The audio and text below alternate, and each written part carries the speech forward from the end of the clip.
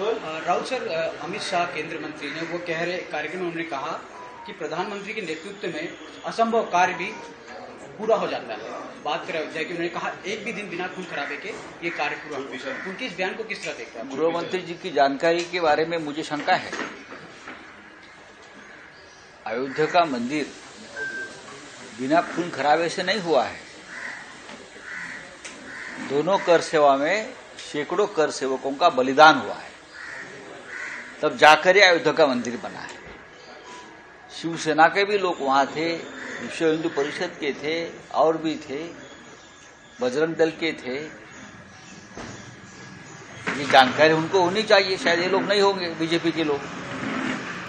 हाँ, रथ यात्रा जो निकाली थी अडवाणी साहब ने, वो क्यों निकाली थी?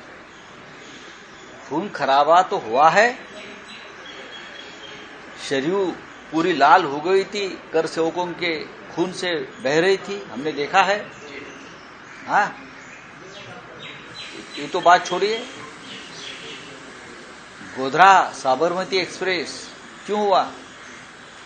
ये भी अयोध्या का ही कनेक्शन था ना। आप झूठ मत बोलिए भाई साहब, आप देश के गृह मंत्री हो। अगर आपको ये श्रेय देना है मंदिर का, तो सर्वोच्च न्यायालय को देना चाहिए। लेकिन अयोध्या की भूमि, सरयू नदी, ये हिंदू कर सेवक उनके खून से, बलिदान से भरी है। अरे सबको मालूम। अगर आप ऐसा कहते हो तो ये कर सेवकों का, हिंदू संगठन का अपमान है कि बिना खून बहाए हुए राम मंदिर का निर्माण हुआ। ये सभी कर सेवक, जिसने बलिदान दिया है, सैकड़ों कर सेवक, ज्ञात अज्ञात, ये उनका अपमान है। जो सीबीआई ने एक दो मुकदमा चलाया, उसमें हम सब लोग थे। बाला साहब ठाकरे भी थे, अडवाणी साहब थे, सभी थे। आप कहां थे? सब लोग कहां थे? भी लोकल लोग थे बीजेपी।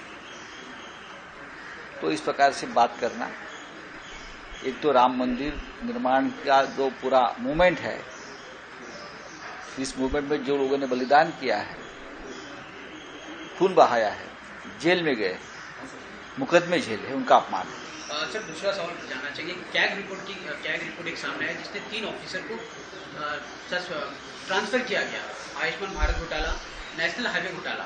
हालांकि मोदी जी ने नारा दिया था 2014 में, ना खाऊंगा ना खाने दूंगा। जब कैग रिपोर्ट आया, उनके 3 ऑफिसर को बड़े मोदी जी के नारे के बारे में छोड़ दीजिए। वो नारेबाजी 10 साल से चलती आई है। कुछ लोग खा रहे, कुछ लोग ढकार देकर भी उनका पेट नहीं भर रहा है, और बहुत से आबादी गरीब और दुर्बल अवस्था में है। राहुल गांधी जी ने कहा है ना, 2 लोग बेच रहे हैं, 2 लोग खरीद रहे हैं। यही देश की स्थिति है। तो ये जो अब सामने आते हैं घोटाले, अब धीरे धीरे 2024 तक पूरा समुद्र ऊपर आ जाएगा घोटाले का। बोलिए, अब बोला काय? सर, एकनाथ शिंदे यांचा अपघात होणार होता, संजय गायकवाड त्यांची सुरक्षा काढण्यात आली होती। हा, मग कुठेतरी आम्ही सोड रे, याआधी देखील हा विषय काढण्यात आला अरे किरकोळ छोटे लोक आहेत ते। सर, दुसरी गोष्ट म्हणजे मेट्रोचा जे कारशेड पालिकेला तिथे होणार होते, ज्यावेळी त्यावेळी अनेक लिटिगेशन्स इश्यू आले। आज MMRDAने 506 कोटींचं निधी त्याच ठिकाणी, त्याच कांदोबादच्या जागेवर मेट्रो 6चं कारशेड बांधणार असं जाहीर केलं। काय वाटतं? म्हणजे उद्धव ठाकरे यांची भूमिका योग्य होती।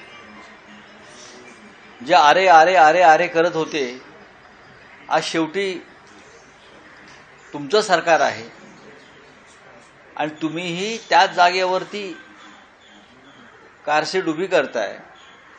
किती काळ गेला मधला? 3 वर्षाचा काळ मधला निघून गेला। किती खर्च वाढला, वेळ गेला, लोकांना त्रास झाला। अजूनही रस्ते तिथे ब्लॉक होत आहेत त्या भागामध्ये। इतक्याला मेट्रो सुरू झाली असती, पण विरोधासाठी विरोध, हे भारतीय जनता पक्षाचे धोरण आहे। देवेंद्र फडणवीस यांनी हा प्रतिष्ठेचा प्रश्न केला होता, नाही होऊ देणार म्हणत। कसं होतंय ते पाहतो। कायदेशीर अडचणी निर्माण केल्या। वारंवार आदित्य ठाकरे, उद्धव ठाकरे यांना समजून सांगत होते, विरोध करू नका, हा मुंबईतल्या जनतेच्या विकासाचा आणि सुविधांचा प्रश्न. शेकडो वारेतली जंगलं झाडं तोडून आपण पर्यावरणाचा नाश केला, लोकांवर खटले दाखल केलेत विरोध करणार, आणि शेवटी परत आलाच कुठे ते तिथेच. हे यांचं राजकारण, हे यांचं धोरण आहे. सर इंडियन अलायंस की बात करते हैं. 5 राज्यों के चुनाव की घोषणा हुई. सीट शेयरिंग को लेकर क्या कहना सर? हालांकि बात ऐसे है, विधानसभा का चुनाव है. जी हाँ सर. इंडिया अलायंस की जो गठबंधन हुआ है वो खास करके 2024 के लोकसभा के लिए हुआ. बहुत से राज्यों में विधानसभा लोकल लेवल पर लड़ी जाती है, तो वहां की लोकल जो स्थिति है उसका ऊपर सीट शेयरिंग हो जाएगा.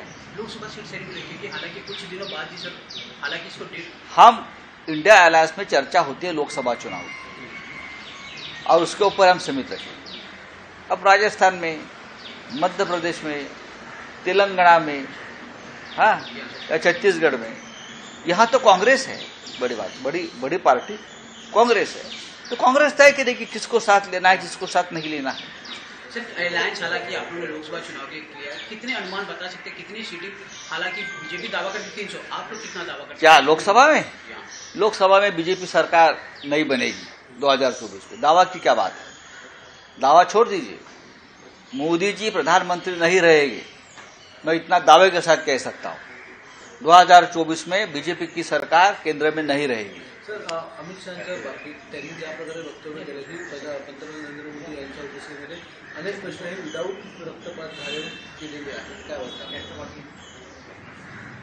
मणिपूरला काय चाललंय? गृहमंत्री सांगतायत की रक्ताचा एक थेंब न सांडता आम्ही राम मंदिर बांधलं. प्रधानमंत्र्यांच्या या काळामध्ये रक्तपात न होता आम्ही प्रश्न सोडवत आहोत.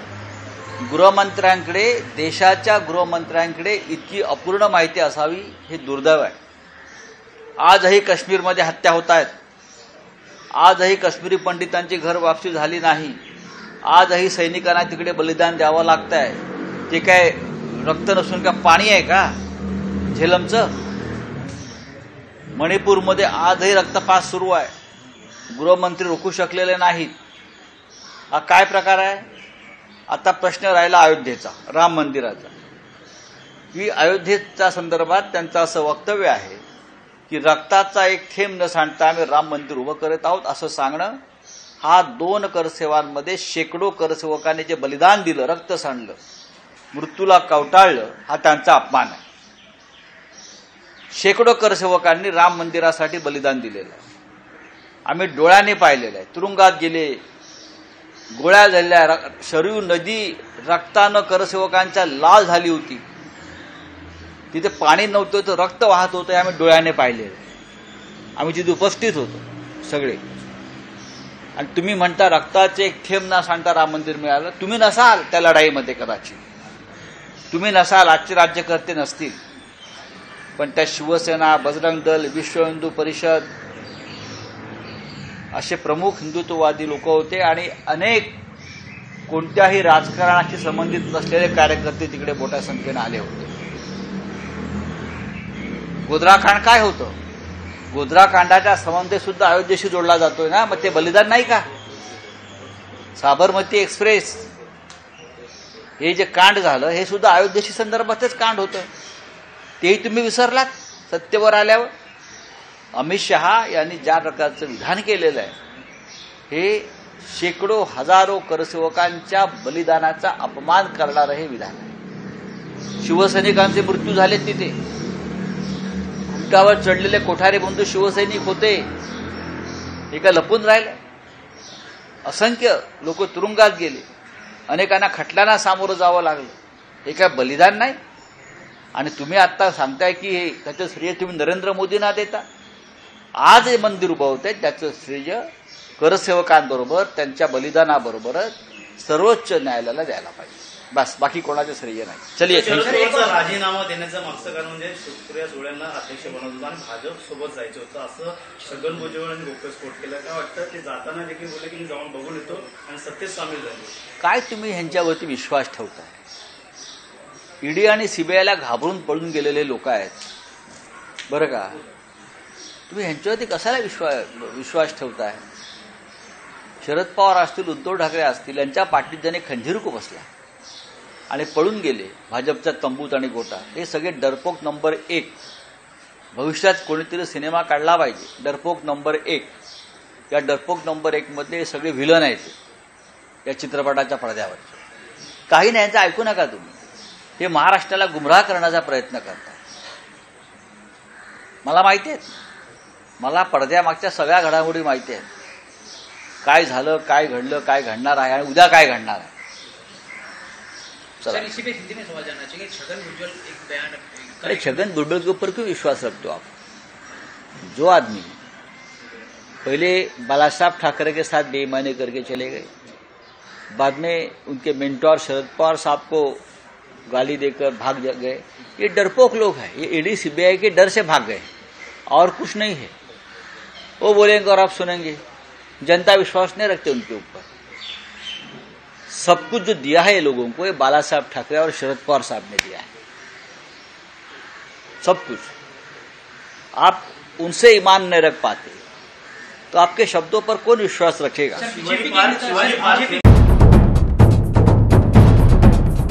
सह्याद्रीची उंची म्हणजे